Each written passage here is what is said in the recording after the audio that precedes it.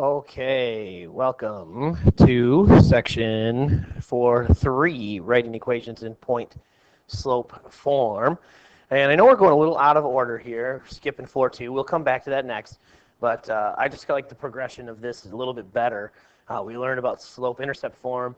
Now we're going to talk about a different equation called point slope form. And then we're going to write the equation in that form. Not much too crazy here, just a little different looking equation. And then we can go from there, and we still be able to graph and write equations in that form. So here is point slope form. Y minus y1 equals m times x minus x1. And it's not really that crazy. Just again, m is still your slope. That's always going to be your slope. And then your x1, y1, that is a point. So it's point slope form. And remember, the last one was slope-intercept form. We had a slope and we had a y-intercept. Here it's point-slope form. We've got a slope and a point. So your m value is your slope, and your y value is, here's your m value. That goes here. That's your slope. And then your points, your x1, y1, that's this part here, your x1, y1. That would be your point here. X1 and Y1. Okay, so that's where they go together with your slope. Again, slope is your M, your X1, Y1 is your point. Okay, so I highlighted them in different colors, just kind of see them in the equation. Notice again your Y and your X, you're always going to have a Y and an X. That'll stay in the equation. So if we take a look at this one, you can use point slope form to help you find the equation of a line. Okay, so sometimes it's a little easier this way as well. So if we've got a point here, we can use this point, and I kind of circled it because it's got this x1, y1 here. So if that's your point, you could use that to find an equation. And then you've got your rise over run between these 2 points from here to here. You could go up for my rise, over for my run, and I could still get my slope of rise over run.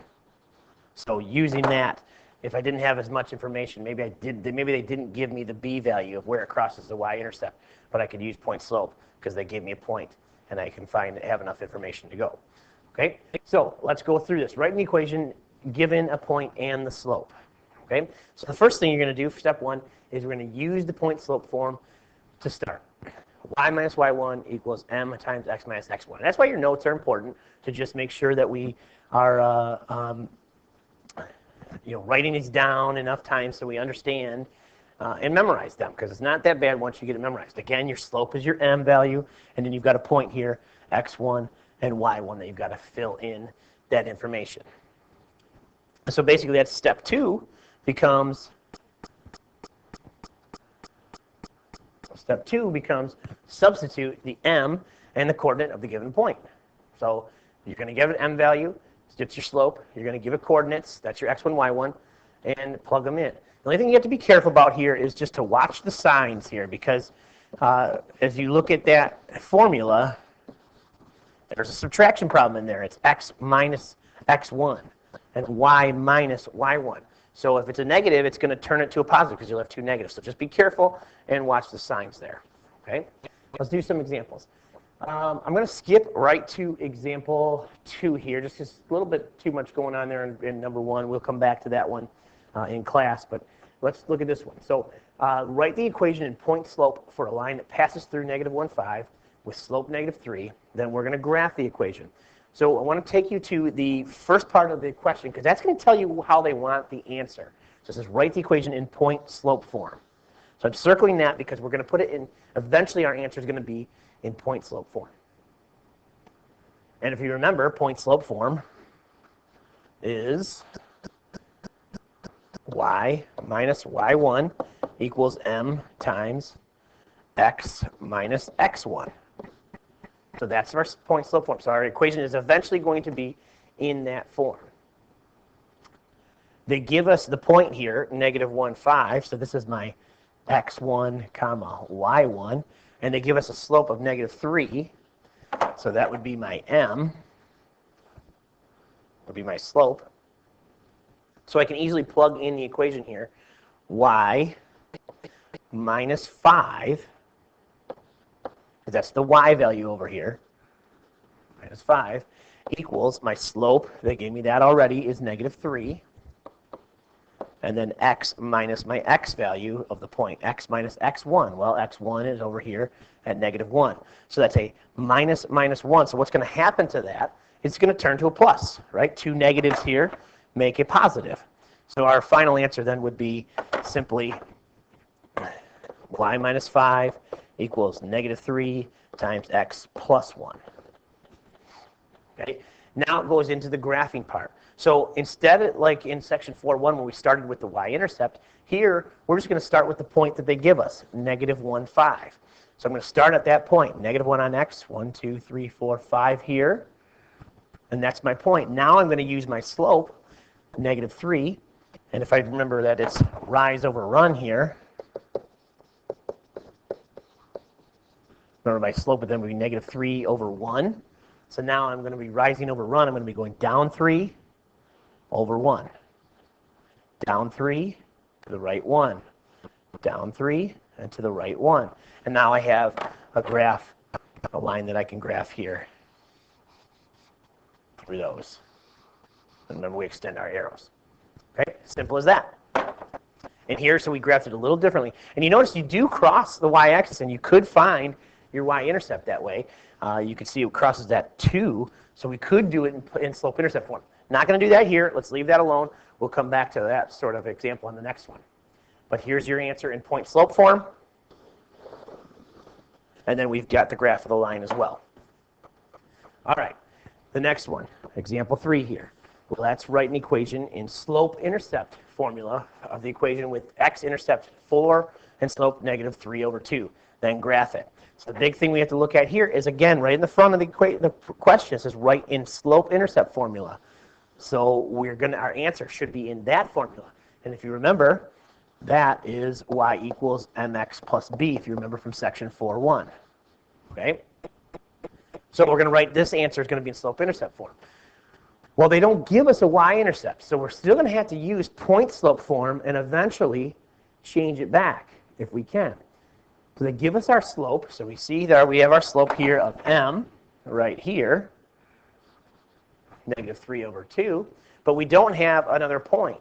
But if we look closer, we do have an x-intercept, which could serve as a point. If the x-intercept is 4, that means that that coordinate is at 4, 0. Remember, that's where it crosses the x-axis at 4.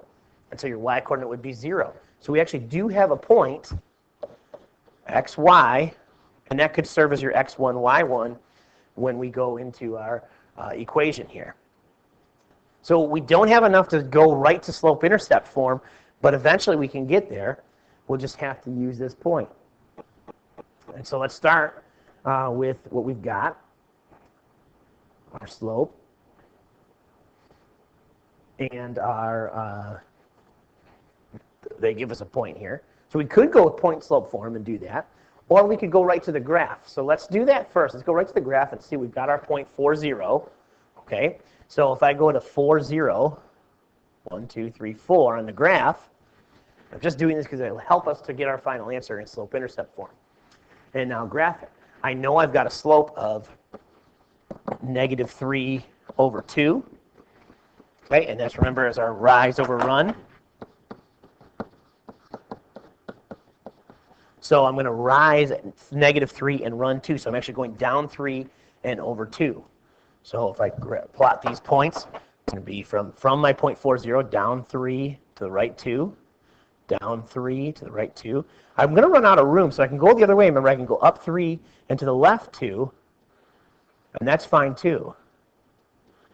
And I'm doing this on purpose here to get this point. I'll put it in red because this point here we see is going to cross the y-axis. So what's that going to be? That's actually going to be a y-intercept for us.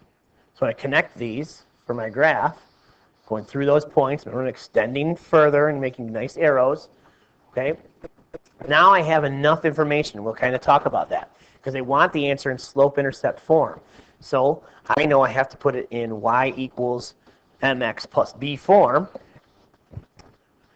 I know my m, is right there, so I can go y equals negative 3 over 2x, because I don't have my y-intercept.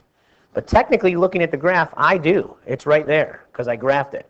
1, 2, 3, 4, 5, 6. So my y-intercept is a plus 6, and I'm good to go there. I have my answer in slope-intercept form. Y equals mx plus b. Y equals negative 3 over 2x plus 6. So I had to start kind of with point slope. I started with my point. Then when I graphed it, I was able to find my y-intercept that way, looking at the graph. To me, that's always a little bit easier. We'll skip number 4 for now. Let's come back now. Let's write an equation in standard form. Write an equation in standard form. If you remember back from chapter 3, standard form is ax plus by equals c. So to do that, we're going to use point slope form first. We're going to write the equation in point slope form, which, if you recall, again, I just keep writing it down because that's going to help me remember it. You're going to use these a lot, just like slope intercept. Point slope you're going to use a lot, so just keep writing it down. Y minus y1 equals x minus x1. M times x minus x1. Then, once you plug in your values, we're going to distribute. We all know how to use the distribute property.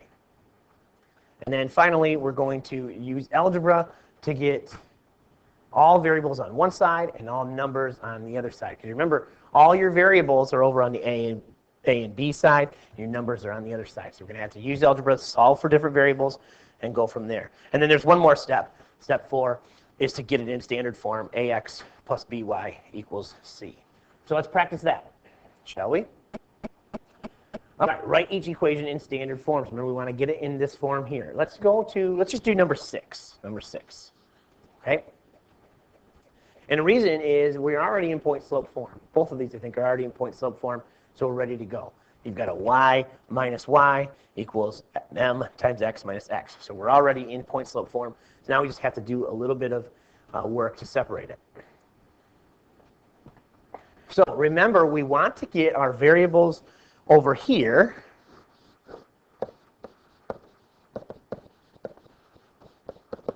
And then our numbers on this side here. So in order to do that, I'm going to have to do a couple things first to rework this equation. Okay, so I'm putting my line right here just to show I'm working on both sides of the equation. And the first thing I'm going to do is going to distribute over here. I've got 1/2 times x. So the left side is going to stay y plus 3. On the right side, we got to distribute. I've got 1/2 x. Still got that equal sign in there. 1/2 x, and then 1/2 times negative 8 is a negative 4. Okay? And again, keeping in mind, I want to get variables on the left side here, numbers on the right side. So you're going to tell me, well, I've got to get rid of that 1/2 x. I've got to somehow bring it over. So it's a positive 1/2 x. So I'm going to subtract 1/2 x from both sides.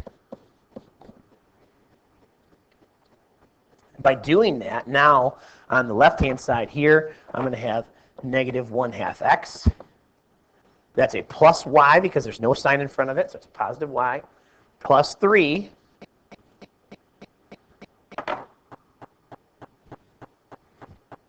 Kind of rework this line here to make sure it's a little straighter for us.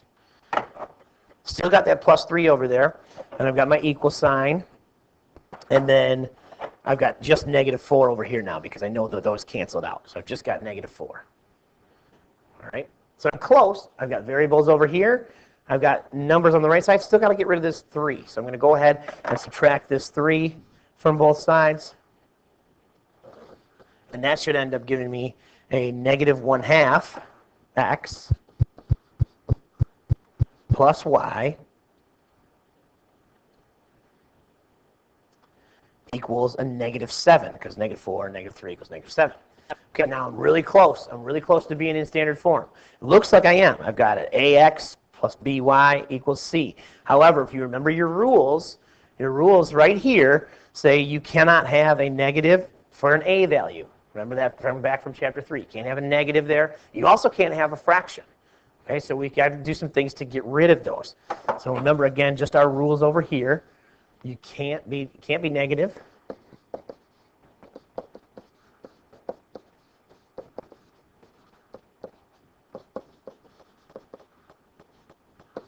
or a fraction.